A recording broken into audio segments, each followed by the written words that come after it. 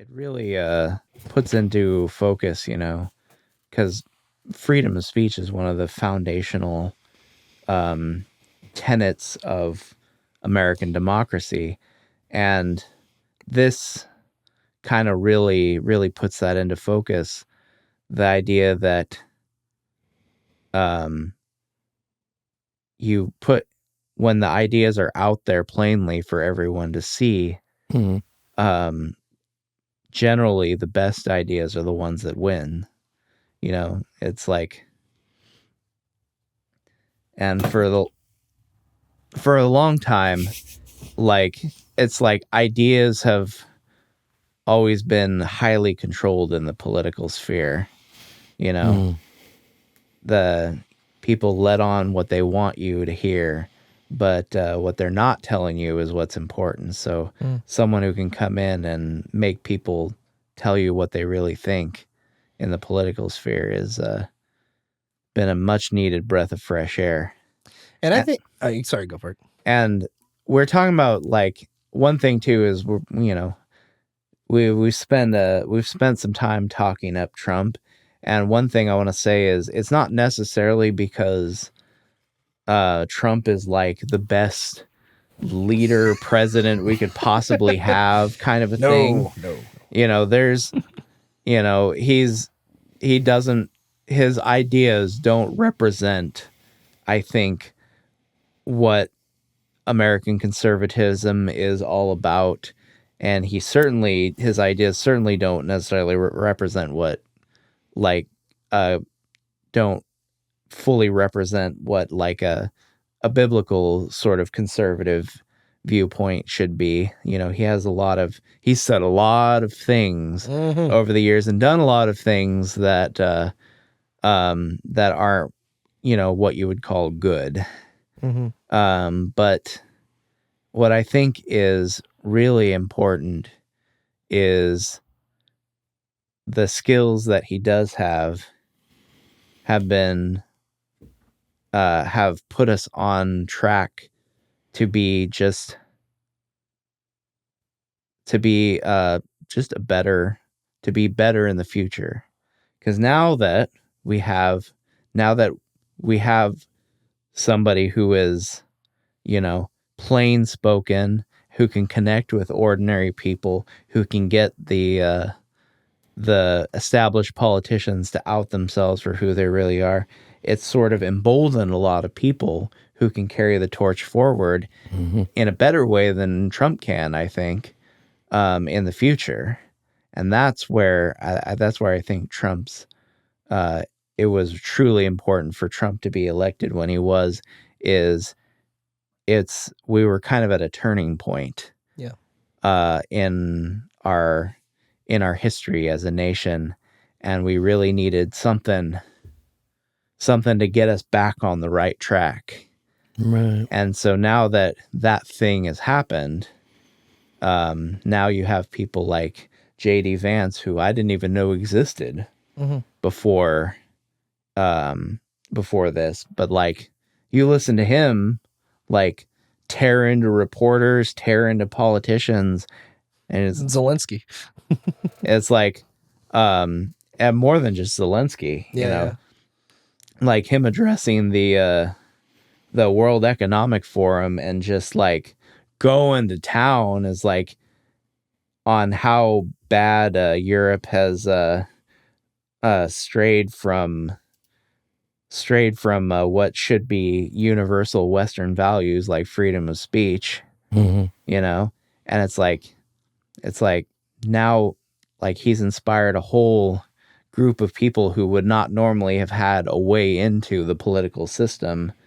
And now we truly have, it seems like for the first time in many, many years, it seems like we truly have a choice in who we want to represent us in office, instead of, do we want one flavor of con man or the other flavor of con man? Which we've had for the longest of times, probably. Which brought up the view of a lot of people that consider themselves moderate or middle of the road, is they say it doesn't matter who you elect. Somebody's lying to get in position to do what they want. But to me, it always mattered what the end goal was, and I didn't like seeing conservatives or Republicans lying, because just looking at their lifestyle and the choices that they made in office, you knew they were lying just to get elected because they were talking moderate, but they were more conservative, or maybe they were more moderate and they were talking conservative to a conservative group, and it's disingenuous. It's not genuine at all to see somebody in that position. And I think something that's really helped out, especially in our current age, not the internet by itself, but the ability to have long form conversations. I think we have a lot to thank for the internet for expounding on just the issues of the day. And I'm not saying there's a way to listen to all of it out there, but if you look in the right places and have found some revelation in a lot of the long form conversations like podcasts or a Joe Rogan or even Rubin Report back in the day and during the first Trump era was really interesting in bringing to light a lot of different people and perspectives, and to really nail down what's important and what the issues really are and what a solution could be for those things, which always made me so mad whenever in-party fighting happened on either side, because it's an age, it's a story, tale as old as time in that sense. But the long-form conversation not only helped deliver a pinpoint on what's important and where people's focus is, but also exposing those who couldn't get it past an hour, who couldn't expound themselves or get ideas more than 90 minutes, who really couldn't figure out what to say outside of a 15-minute speech, as well as do these policies survive in a conversation that lasts more than a 15-minute speech versus just saying a clip that'll be on the news in a half-hour segment. Mm-hmm. So I think that we have a lot to thank for the Joe Rogans out there and just other podcasts that would just explore those political ideas and ideologies. And eventually, as the culture war progressed through the Trump era, and especially the first era, into the 2020s, it was really nice to, especially, I followed Tim Cast a lot, and Tim Pool, who's not perfect, obviously, but he's a really dang good journalist. And he's had some really interesting people on throughout the years.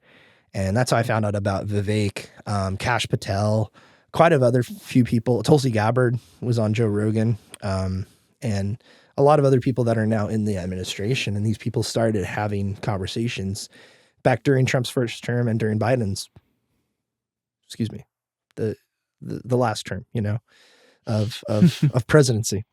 But to hear their voices and to actually hear what they have to say made me really think and really get to expose the good ideas and the bad, because the good ideas will probably win out in the end, and it seems like they have so far. But it's just discernment, really, and it seems like the discernment was levied during the election here. But I don't know. What do you guys think about all this? The time we live in, the conversations. I know Gavin Newsom's got a podcast now because since Trump won, he's trying to get a little bit of that voting thing back to his side. So it's interesting, especially having Charlie Kirk on as the first guest was very fascinating. But I feel like our good old Governor Newsom is just getting ready. He's getting ready, and well, I guess he had a podcast. And then he started a new podcast with. Oh, he did a new one? Somebody said he had a podcast. Nobody heard of it, but yeah, he just started it after the election. No, the first one before. Oh, he had one before this last fall.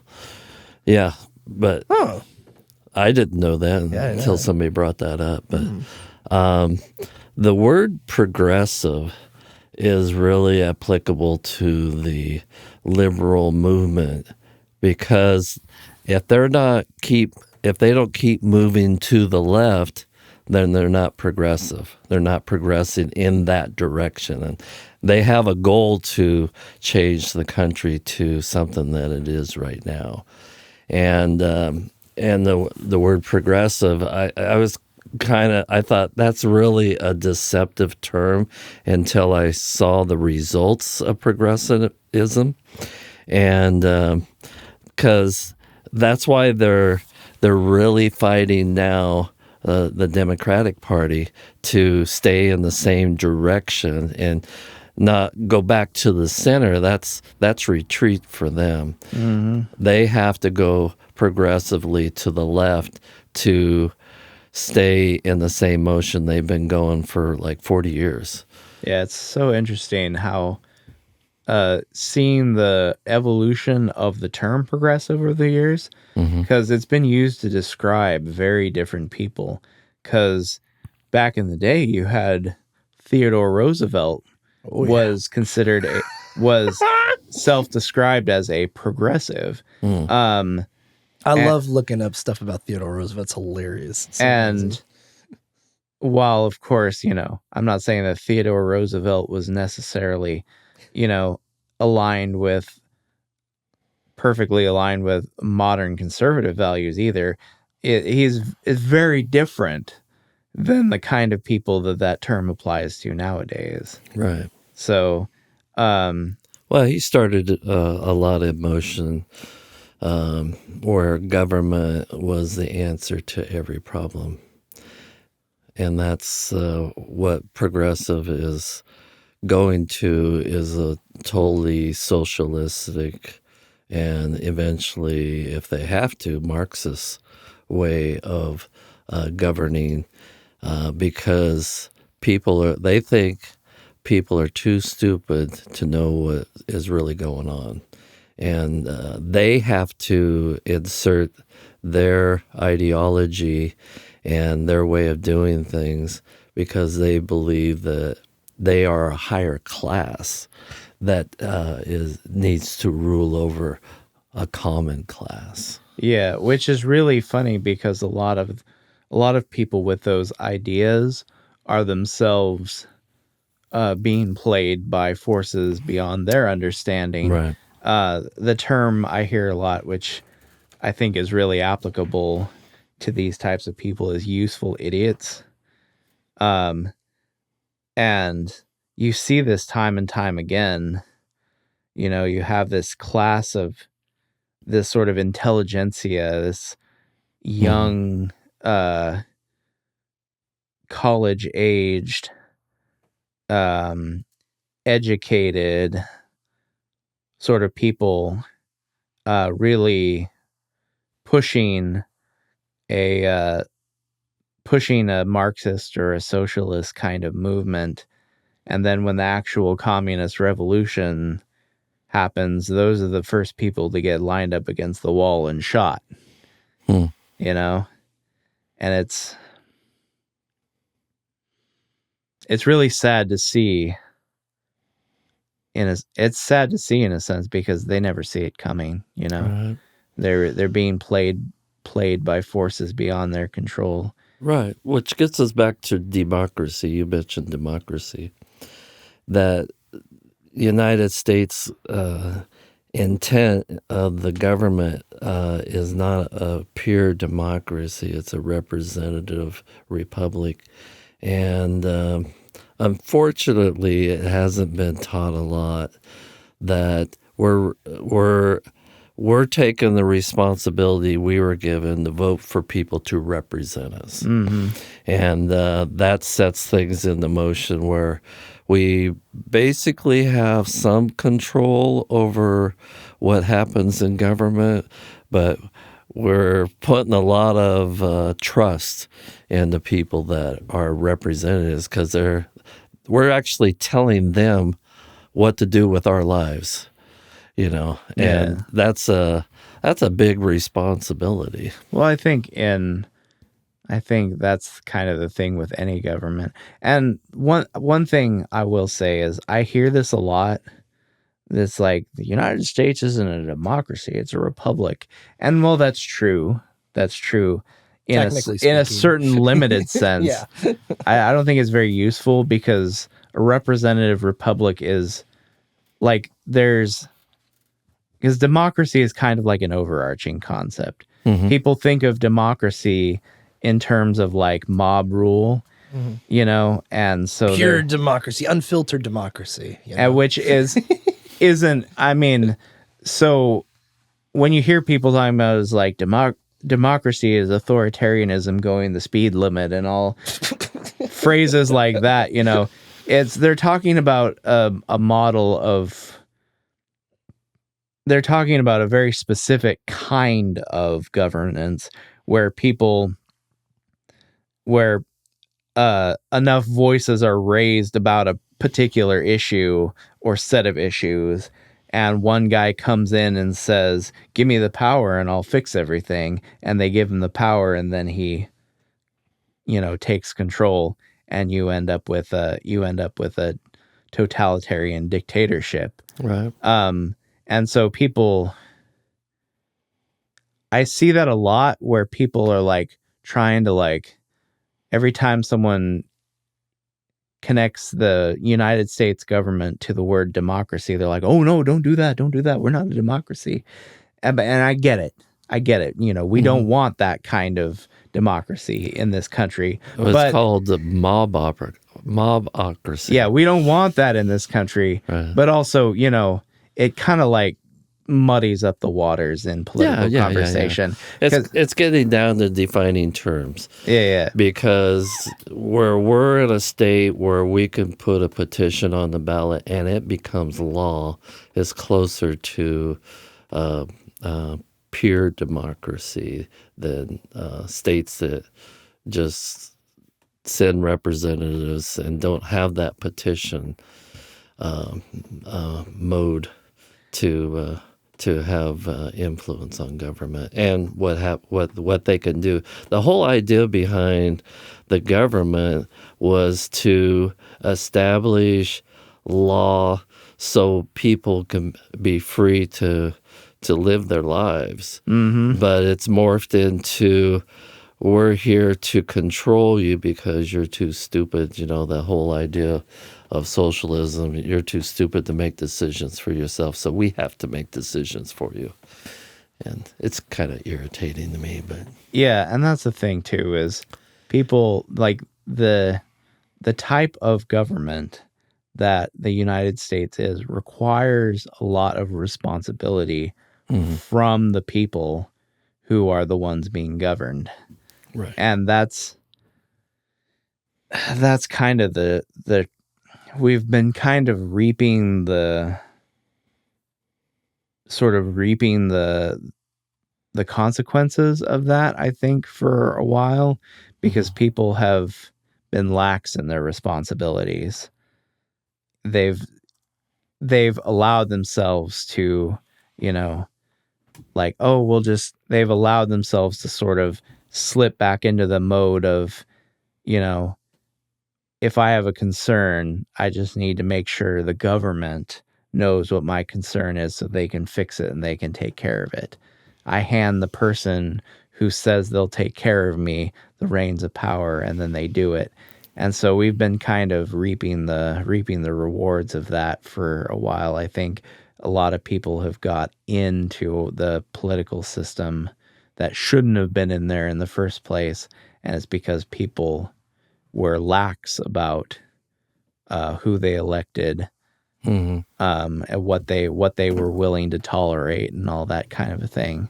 So it's like the American political system, I think, is the greatest on earth, but it requires a lot of responsibility from its citizens. More participation. Yeah, it requires it requires things to be strong from the ground up, not from the top down. Right.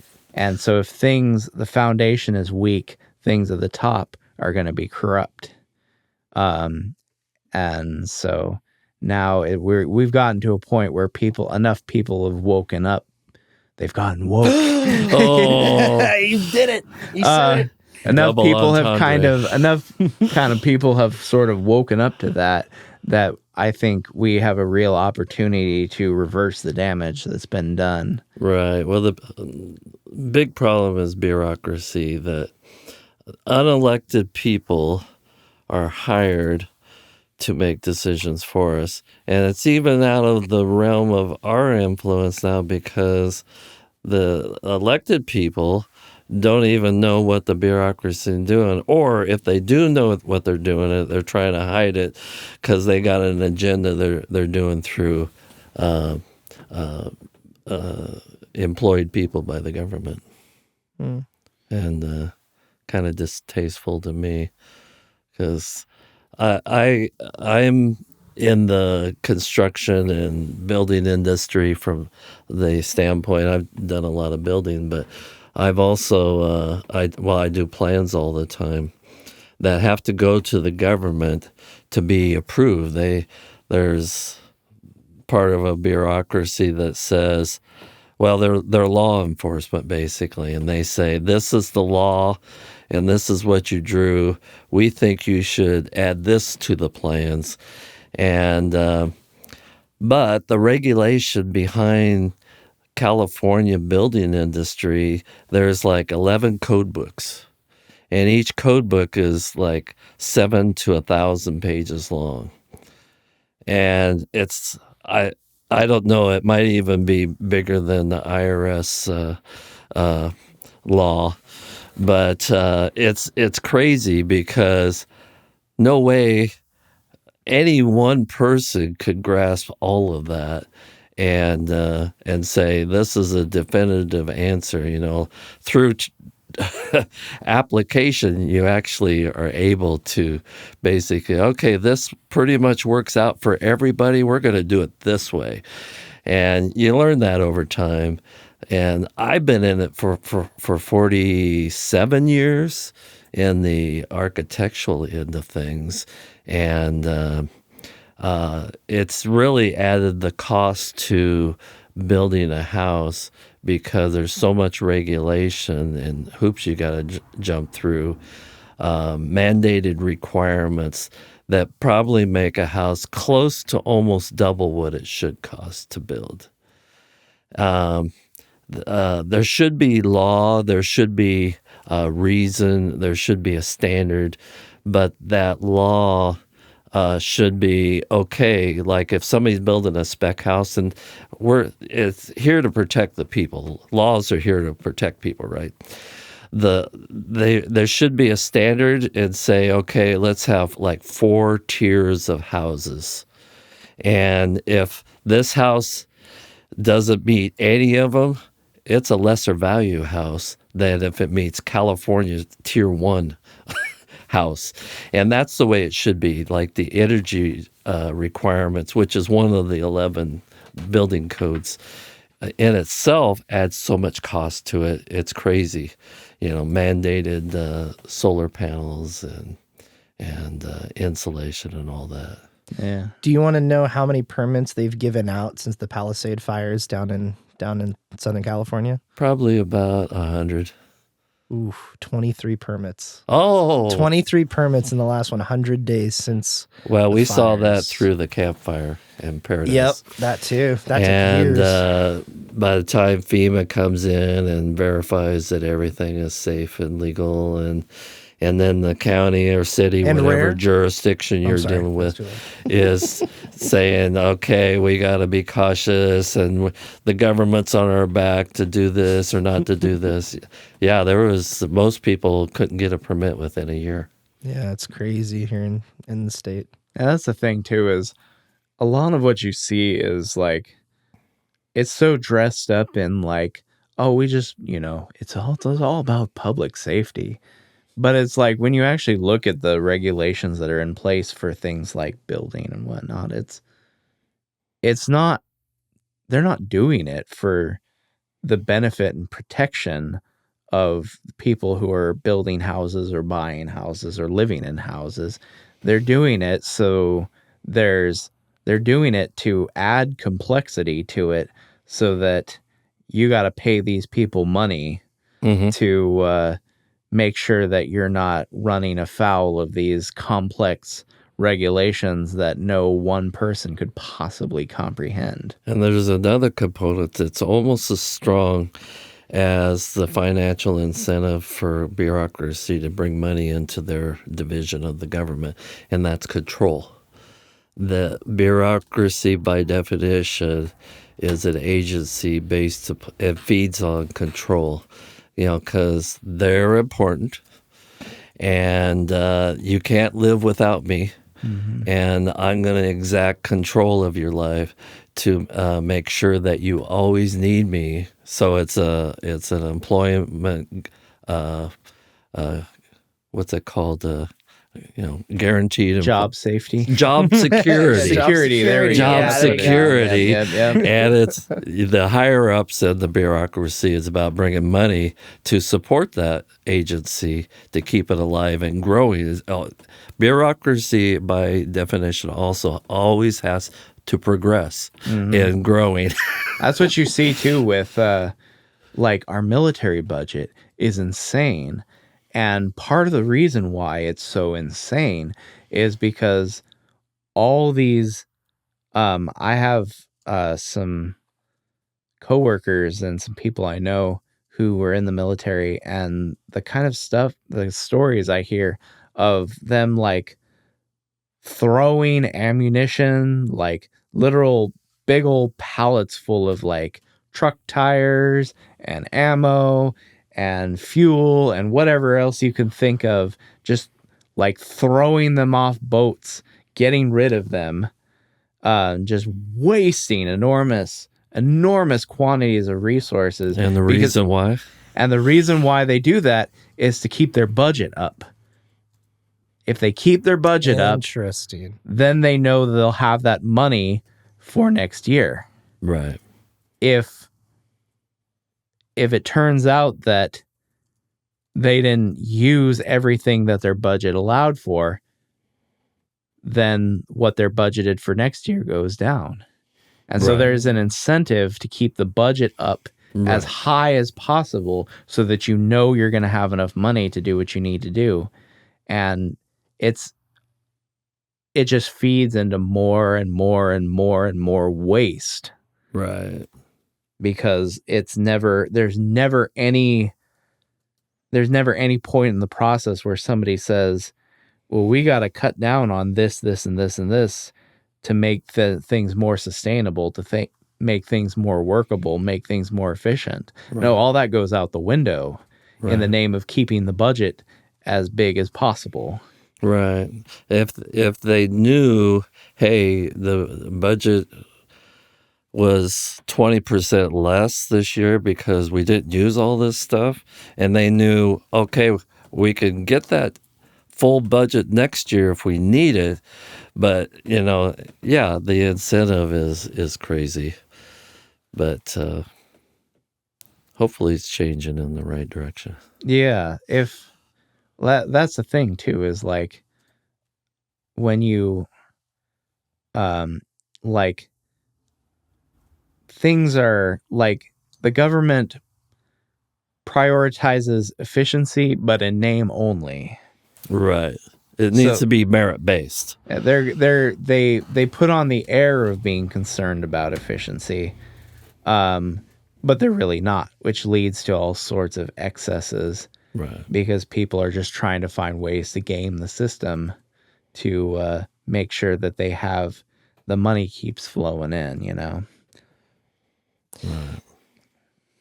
Most definitely. Sounds like we live in such a wonderful land of California. California. Oh, yeah.